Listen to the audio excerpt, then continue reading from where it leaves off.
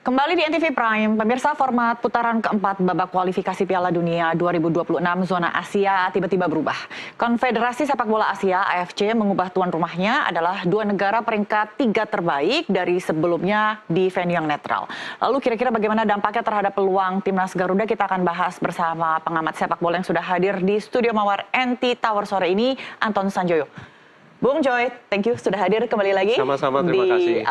Studio Mawar. Bagaimana Anda melihat tiba-tiba ada perubahan venue ataupun tuan rumah untuk putaran keempat untuk babak kualifikasi Piala Dunia zona Asia nanti? Ya, memang agak mengagetkan ya, terutama bagi Indonesia yang peluang ke putaran empatnya cukup besar. Kalau Indonesia menang lawan Cina, kan poinnya 12. Jadi terbuka peluang lebar sekali untuk bisa ke putaran keempat. Tidak berharap menang lawan Jepang sih, tapi kalau draw aja sih putaran keempat itu udah jaminan. Kalau draw itu artinya posisi Indonesia tetap di 4? Tetap di 4 atau bisa 3 tergantung pertandingan Cina yang lain. Oke. Tapi kalau draw udah pasti posisi 4 itu udah pasti. Artinya bisa ikut playoff. Ya kan, bisa playoff putaran 4. Nah, cuma begini, kan awalnya itu kan ada 6 tim dibagi 2 bermain di tempat netral. Menurut saya itu yang paling ideal. Tapi problemnya menurut saya juga AFC ataupun FIFA itu memandang kualifikasi Piala Dunia itu dari sisi bisnis memang belum terlalu meyakinkan untuk bisa menggelar pertandingan di tempat netral. Ya, yang pertama karena memang kalau di tempat netral ya, harus mencari negara yang betul-betul ada di tengah dari 6 tim yang dibagi 2. Di tengah artinya dari sisi lokasi, dari sisi semua perjalanan yang harus dilakukan oleh tim-tim peserta itu memang agak sulit. Yang kedua, tidak semua negara mau menerima menjadi host kualifikasi Piala Dunia karena bukan keuntungan untuk orang negara bilang yang sekarang cuannya nggak banyak gitu loh, kecuali broadcasternya. Jadi dari sisi penonton bisnis di sepak bola, buat tuan rumah yang tidak punya tim di dalam kelompok yang bertanding, ini buat mereka sama sekali tidak menguntungkan, kecuali diberi kompensasi. Kalau diberi kompensasi pasti sangat mahal. Gitu. Nah, ini AFC menurut saya tidak sejauh itu pandangannya mengenai tempat netral, sehingga kemudian dibikinlah skema yang seperti yang baru saja kita ketahui juga, akan ditempatkan di 2 negara yang posisinya paling atas dari 6 negara yang lolos ke putaran keempat. Nah, kalau Anda tanya apakah bagi Indonesia menguntungkan? Kalau Indonesia jadi tuan rumah pasti menguntungkan. Tapi kalau tidak, memang dari sisi fairness agak kurang. Tapi kalau kita menghitung peringkat Indonesia saat ini kan sepertinya highly unlikely ya? Indonesia itu hovering di antara peringkat 3 atau 4 dari 6. Dari 6 yang akan lolos ke putaran 4. Kecuali Indonesia menang lawan Jepang. Nah, ini kemungkinan menjadi tuan rumah mungkin cukup besar ya. Karena indeksnya kan yang dilihat itu indeks dari penampilan. Kalau indeks penampilannya lawan Jepang artinya bisa menang, Indonesia bisa diperhitungkan untuk menjadi tuan rumah dan itu akan sangat menguntungkan. Kita lihat dulu sama-sama, Bung Joy, kita sudah menampilkan peringkat yang ketiga keempat terbaik saat ini dari grup A, B, dan C. Silakan teman-teman. Dan kalau kita melihat di sini dengan poin 2 negara teratas adalah UEA dan juga Irak. Nah, sepertinya akan di Timur Tengah. Nah, kalau kira-kira seperti ini, apakah keuntungan untuk timnas Indonesia yang mayoritasnya diisi oleh pemain abroad gitu? Karena kan mereka tidak perlu jauh-jauh traveling ya. Artinya ini kan bisa di tengah, kalau misalnya sebelumnya ketika mereka harus bertandang ke Australia, kan mereka kelelahan. Nah, ini apakah bisa jadi satu poin yang benefit untuk timnas Garuda? Kalau bagi Indonesia, kita harus melihat begini, dimanapun sebetulnya akan menguntungkan Indonesia sepanjang dekat dengan Eropa. Jadi kalau misalnya di Jazirah Arab yang jauh lebih dekat dari Eropa, mungkin hanya 6 jam penerbangan dari Eropa ke Jazirah Arab, itu akan sangat menguntungkan. Tetapi mungkin dari sisi biaya yang dikeluarkan oleh PSSI, itu mungkin juga akan besar kan. Tapi dimanapun kalau masuk putaran keempat, kan biaya yang ditanggung oleh PSSI juga cukup besar. Karena pasti akan di tempat netral dan kemungkinan sih kira-kira ya di sekitar Jazirah Arab sih. Nah, dan yang pasti sih kalau dari sisi grupnya Indonesia tidak akan ketemu antara Uni Emirat Arab dan Irak bersamaan. Jadi hanya akan ketemu kemungkinan besar Uni Emirat Arab atau Irak gitu. Jadi Indonesia bisa bermain dengan posisi sekarang ya. Iya. Indonesia bisa bermain di Uni Emirat Arab atau bermain di Irak. Oke. Kira-kira begitu. Oke, dan kalau tidak salah, keuntungan satunya lagi adalah lapangan bola di sana bagus-bagus ya, Bung Joy. Sehingga untuk pemain kita juga mungkin bisa lebih, performanya ini lebih baik.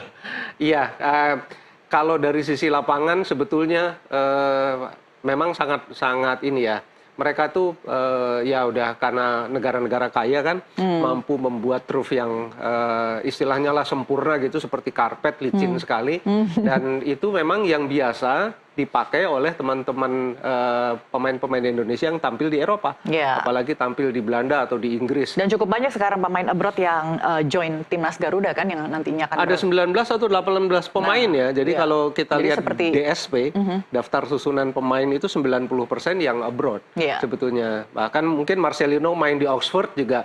Inggris kan terkenal dengan lapangan sepak bolanya yang paling bagus di dunia ya. Mereka sangat jago rumput. Tapi Belanda nggak kalah bagusnya. Jadi dari sisi keuntungan lapangan yang biasa dipakai oleh pemain-pemain Indonesia kita bisa lihat juga. Mungkin dari sisi cuaca barangkali yang agak sedikit merugikan karena panasnya itu bukan panas dengan kelembaban tinggi, tapi kering, panasnya yang sangat terik. Kalau panas kelembaban tinggi itu kayak main di Indonesia mereka berkeringat. Dan itu cukup menolong, harus banyak minum aja. Tapi kalau panas terik seperti di Jazirah Arab, mungkin ada sedikit masalah bagi pemain-pemain yang biasa tampil di Eropa dengan kelembaban yang sangat rendah. Nah ini yang barangkali perlu diperhitungkan. Nah karena bermainnya pada bulan akhir tahun, Oktober ya. Dan itu juga sudah cukup dingin sih sebetulnya. Jadi rasanya sih bagi pemain-pemain Indonesia yang lama tampil di Eropa. Nggak terlalu masalah lah. Apalagi mereka kan hampir semuanya ya, bahkan semuanya adalah pemain profesional yang udah terbiasa menjaga stamina-nya sendiri. Dan saya yakin sih dengan kalau main di Jazirah Arab, Indonesia malah punya peluang besar untuk bisa terus berlanjut ya perjalanannya gitu. Dan memperhatikan hal-hal kecil tadi yang harus dicermati ya, kecil tapi mungkin berdampak secara tidak langsung. Oke, kita akan jeda dulu, kita akan segera kembali, tetaplah di NTV Prime.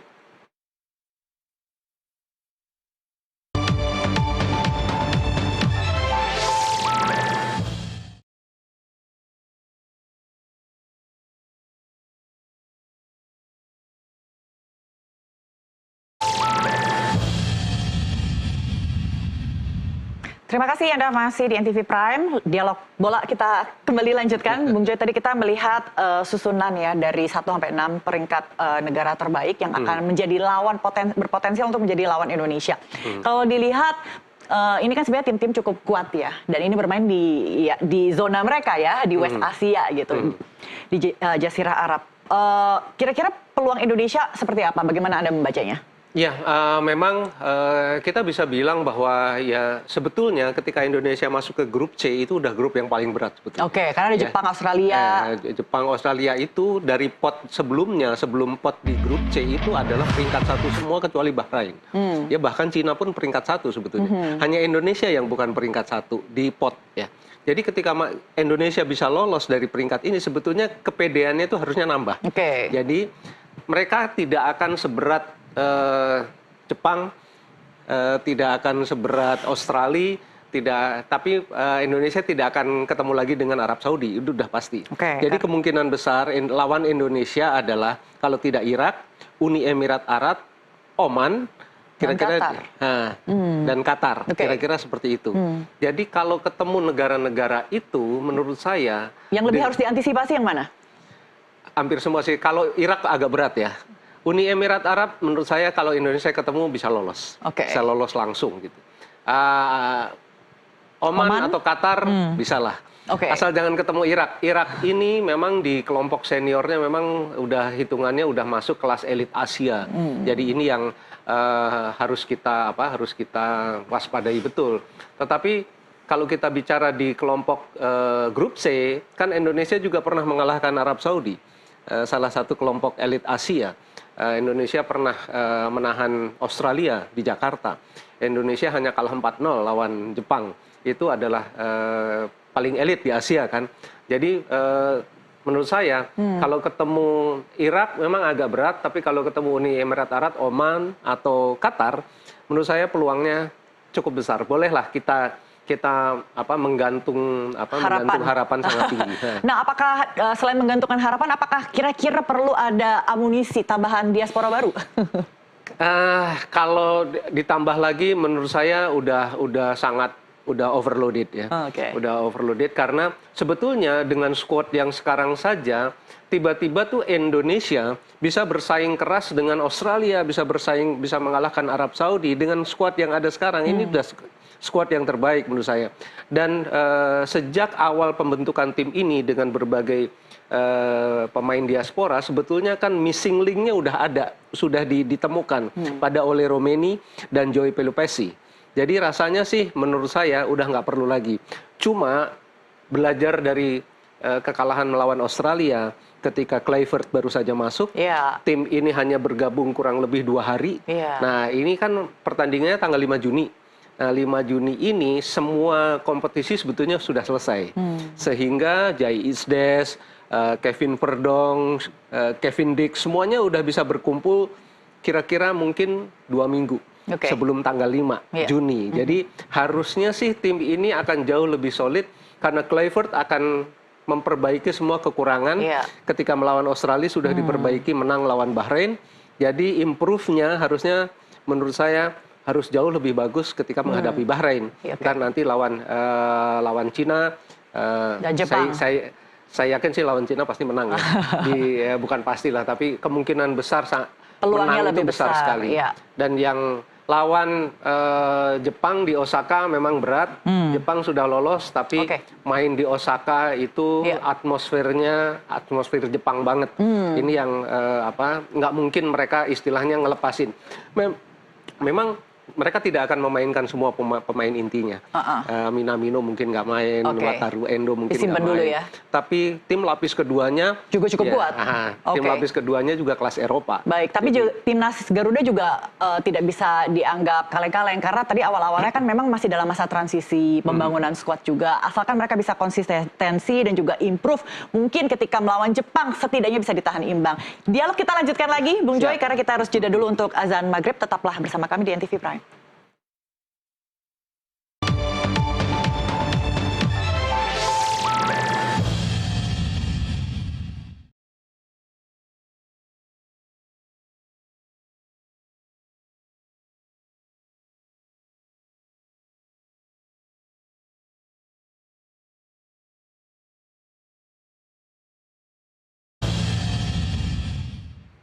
Terima kasih Anda masih menyaksikan NTV Prime. Dialog kami lanjutkan kembali, masih bersama kami di studio NT Tower, studio Mawar Bung Joy.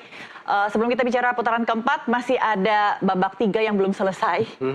Bulan depan ya, kira-kira awal Juni nanti kita masih akan berhadapan dengan Tiongkok dan juga pekan setelahnya itu dengan Jepang. Nah, kalau kita bicara dengan Tiongkok, ini kan ya materi pemain kita nggak kaleng-kaleng ya. Ada yang dari Oxford United lah, Swansea, Wolverhampton. Nah, kira-kira bisa unggul banyak nggak? Kalau sudah unggul banyak, tentunya ketika melawan Jepang kan ini mentalnya juga sudah terbangun.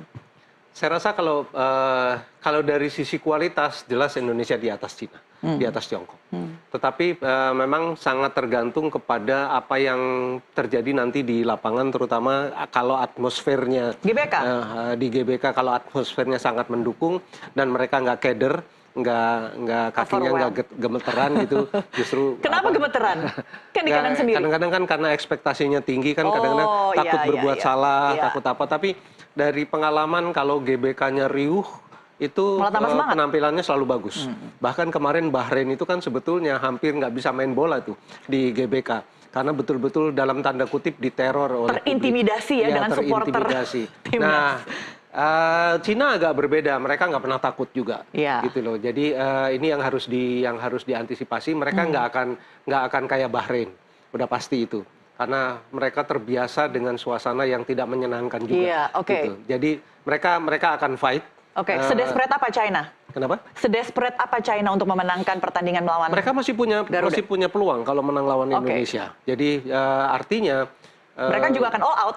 Ya? Mereka juga akan all out. Pasti, udah pasti, dan kepercayaan diri mereka juga tinggi karena mereka menang lawan Indonesia di pertandingan pertama. Jadi memang harus hati-hati. Tapi overall sih saya lihat Indonesia nggak ada satupun alasan untuk kalah. Tidak ada, bahkan untuk draw pun tidak ada.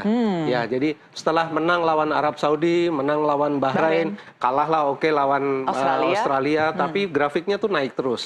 Jadi apalagi kalau nanti mereka berkumpul lebih lama, katakanlah bisa 2 minggu full mereka berkumpul, bisa latih tanding melawan tim yang setara atau lebih tinggi, saya yakin Indonesia 3 gol aja bisa. 3 Artinya gol. unggul Margin 3 gol nih. 3 gol lawan Cina bisa, gitu loh. Kalau semua syaratnya dipenuhi ya, mereka berkumpul lebih lama, bangun chemistry-nya udah lebih lancar, dan punya kesempatan untuk latih tanding. Itu yang menurut saya penting juga, karena Kluivert hanya bisa tahu apa yang dia rencanakan ketika pertandingannya kompetitif. Kalau tidak kompetitif tidak terlalu kelihatan. Nah, ini yang menurut saya harus direncanakan, dan saya tahulah orang-orang PSSI sudah merencanakan banyak hal untuk persiapan ini, karena lawan Cina harus menang, kalau enggak gugur Indonesia.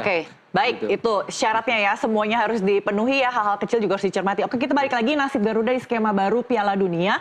Jadi pada kesimpulannya artinya venue netral, venue di Jazirah Arab, Timur Tengah itu tidak akan berdampak pada performance timnas Garuda ya? Saya yakin dengan materi pemain yang sekarang ada, mereka sangat-sangat profesional.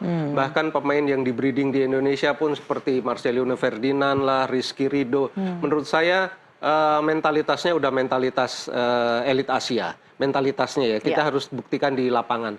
Tapi tidak ada kata takut untuk bertanding dimanapun. Kalau di Jazirah Arab, menurut saya bagi pemain-pemain yang tampil di Eropa akan lebih menyenangkan karena mereka terbangnya nggak terlalu lama. Gitu.